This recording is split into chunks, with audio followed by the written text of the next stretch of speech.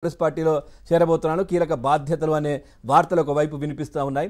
So ఏంటి అసలు అంటే గతంలో కూడా అంటే కొద్ది రోజుల క్రితం కూడా నువ్వు ఏపీ పాలిటిక్స్ రావద్దు అని చెప్పడం, అంటే మీ పార్టీకి ఏ పార్టీకి కూడా సంబంధం లేనప్పటికీ కూడా పూర్తిగా రాష్ట్రంలో రాజకీయ పరిస్థితులు ఈ విధంగా మారుతున్నాయి. దీనికి సంబంధించి మీ కామెంట్స్ ఏంటి?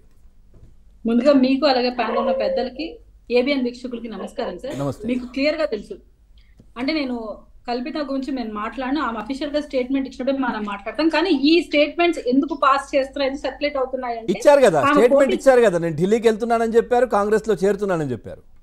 అది సరే, ఏపీ రాజకీయాల్లోకి వస్తారనే కాన్సెప్ట్ మీద మాట్లాడుతుంది. ఓకే ఓకే, ఏపీ రాజకీయాల్లోకి వస్తారనే అంశం నాకు కరెక్ట్ గా ఇన్ఫర్మేషన్ లేదు కాబట్టి నేను ఆ విషయం గురించి నేను మాట్లాడను. జరిగిన అంశాలు మీరు గమనిస్తే నేను షర్మిలా గారిని తక్కువ చేయను, జగన్మోహన్ రెడ్డి గారిని ఎక్కువ చేయను, కానీ ఇద్దరికిద్దరు వాళ్ళ స్వప్రయోజనాల కోసం రాజకీయం చేస్తూ వాళ్ళ తండ్రి గారి పేరు దిగజార్చారని చెప్తాను.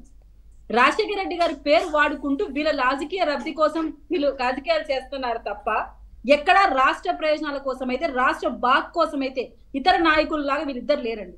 నిజంగా బాధపడుతున్నాం ఒక రాయలసీమ ప్రాంత ప్రజల్లాగా. జగన్మోహన్ రెడ్డి గారు జైల్లో ఉంటే తన అన్నని భుజాన వేసుకొని పార్టీ నడిపించిన వ్యక్తి. ఆ పార్టీ ద్వారా తన అన్న అధికారంలోకి వస్తే ఏదో రాష్ట్రానికి మేలు చేస్తారని చాలా మంది ఆమెను గుడ్డిగా నమ్మారు. ఎస్పెషల్లీ మీకు గుర్తుకుందో లేదో ఆమెకు స్లోగన్ ఇచ్చింది, బై బాయ్ బాబు అని. అది ఎంత సర్క్యులేట్ అయిందో, దానివల్ల ఎంత నాశనానికి కారణమైందో మీ అందరికీ తెలుసు. ఆ ఒక్క స్లోగన్ ఆమె ఎంత ప్రభావితం చేసేలాగా చెప్పిందో అట్లా ప్రభావితం చేసి నీకు పదవులు రాకపోయేసరికి నువ్వు పార్టీని వదిలిపెట్టేసేసి ప్రజలను వదిలేసి నువ్వు పక్క రాష్ట్రానికి వెళ్ళిపోయావు. అంటే నీకు ఇక్కడ మీ నాన్న పెట్టిన పార్టీ, మీ నాన్న ఇక్కడ పరిపాలించాడు, ఇక్కడ ప్రజలు నీకు ముఖ్యం, నేను నమ్ముకున్న వాళ్ళు ఉన్నారని నువ్వు అనుకోలేదు. కేవలం మీ అన్న నేను పట్టించుకోలేదు, నీకు ఆస్తిలో వాటా ఇలేదో, లేకుండా నీకు పదవులు లేదో, నీ దారి నువ్వు చూసుకుని వెళ్ళిపోయావు. మీ అమ్మగారు బైబుల్ పట్టుకొని వచ్చి మరి ప్రజలకి నా బిడ్డను నమ్మండి అని చెప్పి ఒకరోజు మైకి పెడితే ఆ రాష్ట్రంలో మాకేం పనండి, ఎందుకు మాట్లాడుతున్నారు అని ఇలాంటి స్టేట్మెంట్ ఇచ్చారు. అంటే మీ తల్లి, మీ కొడుకు, మీరు రాష్ట్రాన్ని మీ రాజకీయ లబ్ధి కోసం వాడుకుంటున్నారు. ఇప్పుడు అక్కడ కాంగ్రెస్ తో అధికారంలో ఉంది, ఆ పార్టీలో ఉంటే ఈమెకి మన్నన వస్తుంది అన్న ఇంటెన్షన్ తో ఏమైనా ఇప్పుడు కాంగ్రెస్ లోకి చేరాలనుకుంటుంది తప్ప అక్కడ తెలంగాణ ప్రజలకు ఏదో మంచి అన్న ఉద్దేశం కూడా వీళ్ళకి లేదండి. క్లియర్ గా చెప్తున్నా. వివేకానంద గారి హత్య కేసులో సునీత గారు సఫర్ అవుతున్నప్పుడు ఈమె అంత ఎక్కువగా బలంగా సునీత గారు లాగా వాళ్ళ అన్నతో పోరాటం అయితే చేయలేదు. ఆమె గరాకొర మైకులు పెట్టినప్పుడు ఖండించారు తప్ప సునీత గారి స్థాయిలో ఎందుకు ఈమె పోరాటం చేయలేదు అంటే ఎక్కడికైనా వాళ్ళ అన్నతో ఏమైనా లావాదేవీలు చెల్లుబాటు అవుతాయేమో అన్న ఇంటెన్షన్ ఈమెకు ఉండొచ్చు. అలాగే జగన్మోహన్ రెడ్డి గారు కూడా పార్టీని పక్కన పెడితే నా చెల్లెలు నా పార్టీ కోసం పనిచేసింది, ఇక్కడ ప్రజల కోసం పనిచేసింది, నా చెల్లి ఇక్కడ ప్రజలు నమ్ముతున్నారని ఆయన కూడా ఆమెకు గౌరవం ఇవ్వలేదు. అంటే ఇరు పార్టీల నాయకులుగా వీళ్ళు ఉంటూ ప్రజలకు చేసిన మంచి అయితే శూన్యం.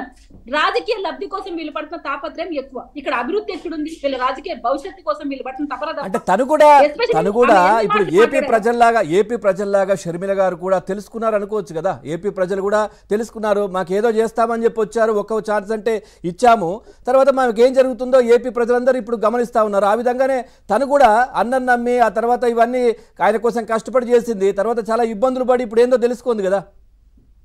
అంటే మీ ఇబ్బందులు మాత్రం మీరు గమనించుకొని అనిల్ గారికి జరుగుతున్న అవమానాలు, మీకు జరుగుతున్న ఇబ్బందులు మాత్రమే గమనిస్తున్నారు తప్ప ప్రజల కోసం ఎక్కడ వీళ్ళు పోరాటం సాగించారు? మీరు తెలంగాణలో పార్టీ ఎందుకోసం పెట్టారు? ఏం ఫైట్ చేశారు? చివరాఖరికి ఈరోజు కాంగ్రెస్ అధికారంలో వచ్చింది అంటే కాంగ్రెస్ అధికారంలోకి వస్తే వాళ్ళకి వీళ్ళు గుర్తిస్తున్నారు, అంతవరకు వీళ్ళు గుర్తించలేదు. సేఫ్ సైడ్ గేమ్ ఆడారు, అంతేనా? ఆ విషయం మనం యాక్సెప్ట్ చేయాలా? అంటే రాజకీయ లబ్ధి కోసమా మీరు రాజకీయ పార్టీలు ఏర్పాటు చేస్తున్నది? స్వప్రయోజనాల కోసమా? అక్కడన్నా నిబద్ధతతో పరిపాలన అందిస్తుందేమో, అక్కడ ఆమె ఒక చోట రెండు చోట్ల పోటీ చేస్తుందేమో అని మనం ఆశిస్తే లేకోకుండా ఇప్పుడు మళ్ళీ ఏపీ పాలిటిక్స్ లోకి ఎంటర్ అవుతానంటారు. అంటే ఇక్కడ లావాదేవీల అన్నగారితో అంటే ఇక్కడ ఇప్పుడు టీడీపీ జనసేన కూటమి గెలవబోతోంది కాబట్టి ఇక్కడ ఏదైనా మళ్ళీ రాజకీయ క్రీడ మొదలు పెట్టాలనుకుంటున్నారా వీళ్ళిద్దరు కలిసి? ఏ బేసిస్ మీద ఇక్కడ ఎంటర్ అవ్వాలనుకుంటారో నాకైతే అర్థం కాదు. మేము ఒకటే చెప్తాం సార్, జనసేన పార్టీ టీడీపీ పార్టీలను ప్రజలు నమ్ముతున్నారు, జగన్మోహన్ రెడ్డి గారిని వ్యతిరేకిస్తున్నారు. ఆ విషయం షర్మిలా గారు గమనించాలి. మీరు ఎటువంటి లావాదేవీలు పెట్టుకున్నా, ఏ పార్టీతో మాట్లాడినా ఈ రెండు పార్టీలు రాబో రోజుల్లో గెలవబోతున్నాయి, ప్రజలు నమ్మబోతున్నారు. మీ ఇద్దరి రాజకీయ క్రీడలో ప్రజల్ని బలిపశువులు చేయకూడదనే విషయాలు గమనించాలి. ఎక్కడ వీళ్ళు చేసిన పోరాటాలు ప్రజల కోసం లేవు, వాళ్ళ స్వార్థ ప్రయోజనాల కోసం, రాజకీయ లబ్ధి కోసం మాత్రమే వీళ్ళిద్దరు పాటుపడుతున్నారు. వాళ్ళ అవమానాల కోసం, వాళ్ళ ఒత్తిళ్ల కోసం, వాళ్ళ కేసుల కోసం, వాళ్ళ ఆస్తుల కోసమే వీళ్ళిద్దరు ఫైట్ జరుగుతోంది. ప్రజల పక్షాన ఈ రోజు నిలబడి కేసులు పెట్టించుకోవాలి టీడీపీ వాళ్ళు, జనసేన వాళ్ళు సార్. ప్రజల పక్షాన్ని నిలబడిన నాయకులు టీడీపీ వాళ్ళు, జనసేన వాళ్ళే. వైఎస్ఆర్సీపీ పార్టీ నిలబడ్డమే, షర్మిలా గారు నిలబడి వాళ్ళ అమ్మగారు నిలబడలేదు. ఆ విషయం క్లియర్ గా గమనిస్తున్నారు ప్రజలు. షర్మిల గారి ఇంపాక్ట్ ఉంటే జగన్మోహన్ రెడ్డి గారికి పడుతుంది. నేను ఖచ్చితంగా చెప్తాను. ఆమె ఏమైనా ఇక్కడ ఏపీలో వచ్చి రాజకీయం చేస్తే జగన్మోహన్ రెడ్డి గారు పెద్ద మైనస్ అది. అంతే కదా, ఆయన ఎందుకంటే చేసే అన్యాయం అక్కడ ఉన్న చూద్దామా? ఇప్పుడు రాజశేఖర్ రెడ్డికి సంబంధించినటువంటి క్యాడర్ కావచ్చు, లీడర్లు కావచ్చు, వాళ్ళే ఉన్నారు కదా వైసీపీలో. నెక్స్ట్ ఇప్పుడు ఇటువైపు వచ్చేది ఉంటే వాళ్ళే వస్తారు. వాళ్ళు ఎట్లాగో వేరే పార్టీలకు ఓట్లేస్తారనే నమ్మకం లేదు. అంటే ప్రస్తుతం వాళ్ళు కూడా చాలా నిరుత్సాహంగా, అసహనంగా ఉన్న పరిస్థితి. వేస్తే వేస్తారు, కానీ వస్తే వాళ్ళే ఇటువైపు వస్తారు, షర్మిల వైపు. కానీ మిగతా ఓటు బ్యాంకు ఎట్లాంటి ఇబ్బంది ఉండదు మీలాంటి పార్టీలన్నిటికీ.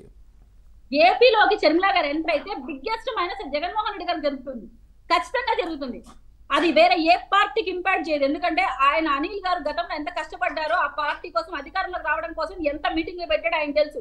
ఎస్సీ ఎస్టీ బీసీలు బలంగా నిలబడ్డారు జగన్మోహన్ రెడ్డి గారి కోసం. ఈ రోజు వాళ్ళు అన్యాయం అయిపోతున్నా జగన్మోహన్ రెడ్డి గారు కానీ వాళ్ళ చెల్లెలు గారు కానీ మాట్లాడలేదు. సో ఇప్పుడు ఏమన్నా ఇంపాక్ట్ పడితే రాజశేఖర రెడ్డి గారి మీద అభిమానం ఉన్న ప్రతి ఒక్కరు షర్మిల గారు ఓటేసుకోవాలి, జగన్మోహన్ రెడ్డి గారికి వేయకూడదు. Okay right. ఒక్కసారి ఆనంద్ సాగర్ గారితో మాట్లాడదాం. సాగర్ గారు నమస్తే అండి. సాగర్ గారు ఏం చెప్తారు? చూస్తా ఉన్నారు రాజకీయాలు పూర్తిగా మారిపోతున్నాయి ఆంధ్రప్రదేశ్లో. అసలు ఎక్స్పెక్ట్ చేయనివన్నీ జరుగుతున్న పరిస్థితి. ఊహించారా ఈ విధంగా జరుగుతుంది? షర్మిల కాంగ్రెస్ పగ్గాలు చేపట్టి ఇటు ఏపీలో అడుగు